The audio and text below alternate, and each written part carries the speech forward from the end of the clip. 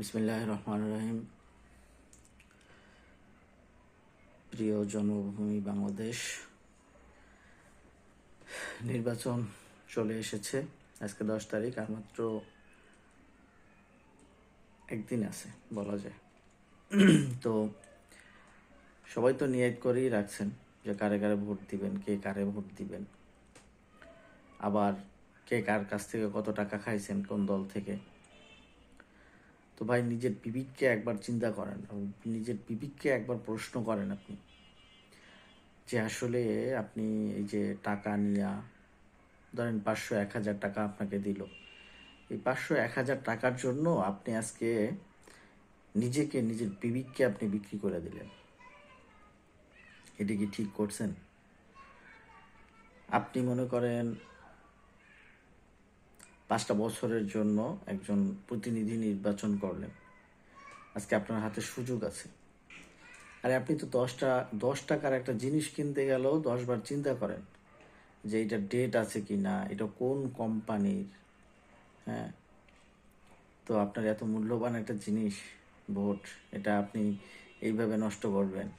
এটা ফালতু একটা লোককে দিয়ে, একটা চোর, বাটপার, গুন্ডা, বদমাইশ, যে গরিবের হক মাইরা খায়, দেশের টাকা লুট করে, এরকম একটা লোককে আপনি ভোট দিবেন এই 500-1000 টাকার জন্য? হ্যাঁ, যেখানে আপনি বাজারে কাঁচা তরকারি কিনতে গেলেও দেখেন ফ্রেশ কোনটা, টাটকা কোনটা, তাজা কোনটা, এইটা।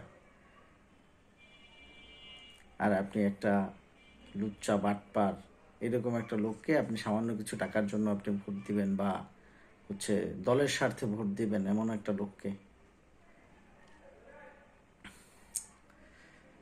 মসজিদে গেলে দেখা যায় ইমানদার একজন, ধরেন 500-1000 সর্বোচ্চ মানুষ হয় একটা এলাকায়, এর জন্য একজন ইমাম রাখার জন্য তো আপনারা কত কিছু করেন, তাই না?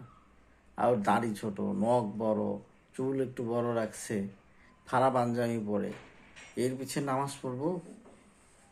তখন তো মুসল্লি অনেক দেখা যায়। কিন্তু আপনি তো একজন নেতা নির্বাচন করতেছেন, কত মানুষের জানেন একটা এলাকার? কয়েক হাজার, কয়েক লক্ষ মানুষের নেতা নির্বাচন করতেছেন আপনি। আপনি মনে করেন আপনার একটা ভোট, কিন্তু এই আপনার একটা ভোটই একজন নির্বাচিত হয়। অতএব ভালোভাবে বিবেচনা করেন, এখনও সময় আছে, নিজেকে পরিবর্তন করেন, সঠিক জায়গায় ভোট দেন। ধন্যবাদ সবাইকে।